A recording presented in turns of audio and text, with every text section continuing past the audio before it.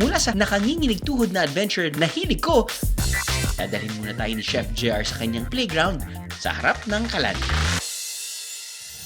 Host ng programang Farm to Table ang proud Igorot at Bicolano na si Chef JR Royol. So ganun lang kasimple yung ating mga ingredients. Pwede na nating salang. At ang una niyang ipatitigim sa atin, ang pinunig o blood sausage na ginawang pancake. So ito yung ating pinunig. This is a delicacy dito sa amin sa Mountain Province, Benguet, kung saan it is one way of our culture na pinapakita kung paano namin ina-appreciate yung sakripisyo ng ingredient natin, ng ating pork. So sa amin kasi walang tapon. It's a mortal sin na may i-discard kang ingredients or hindi kakainin.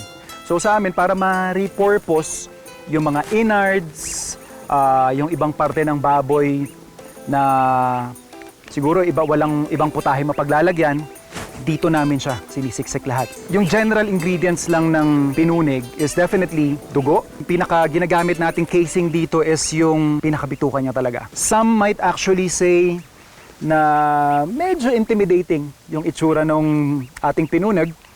So for this recipe, gagawan lang natin siya ng ibang interpretation. So I'm just poking holes here, just like what you would wanna do in any sausage na lulutuin mo. This will prevent na pumutok siya while we're cooking it. So I'm using here yung ating fork. And since ito yung pinaka matagal maluto na component ng ating dish, uunahin na natin siyang isalang. Lagyan lang din natin siya ng tubig. Kapag nag-reduce na or nag-evaporate na yung sabaw na nilagay natin kanina, tulungan lang natin ng mantika.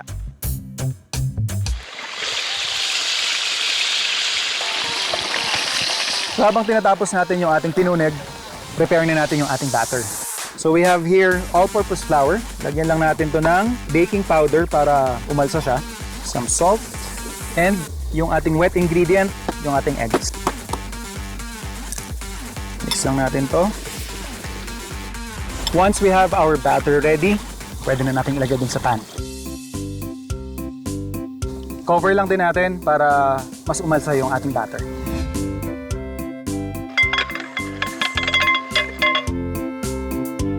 So more or less mga 5 to 8 minutes after natin siyang i-flip kanina, I think okay na to. Excited na rin ako i-serve to kay Brother Drew kasi actually ngayon ko lang din to niluto eh. Traditionally, sa amin to, nakalatag yan sa isang malaking spread ng wat-wat. Pero ito, may pancake batter tapos pinunig. Interesting. Yun na, chef. Yun, pwede na, chef. Nako, talagang napapaihi na ako sa excitement, sa totoo lang. Ay, ito, first time din to, brother. Talaga? First time ba? First time ko rin matitigman to ng ganitong combination. Parang breakfast meal, pwede ba siya? Parang ganun chef? eh, oo. Kinakamay po ba yan, chef? Ay, syempre kailangan natin ng chuk-chuk Chef naman, as president of your fan club. Nakahanda ako sa'yo. Ikaw na. Good job, ha? Naman. Ito. Yeah, cheers, brother. Cheers.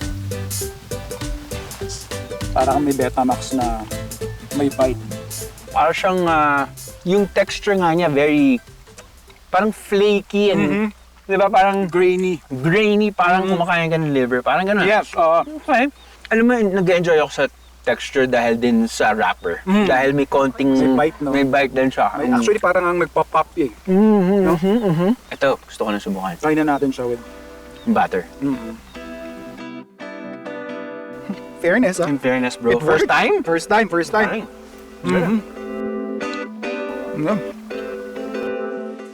I am the meeting is a BIA. God!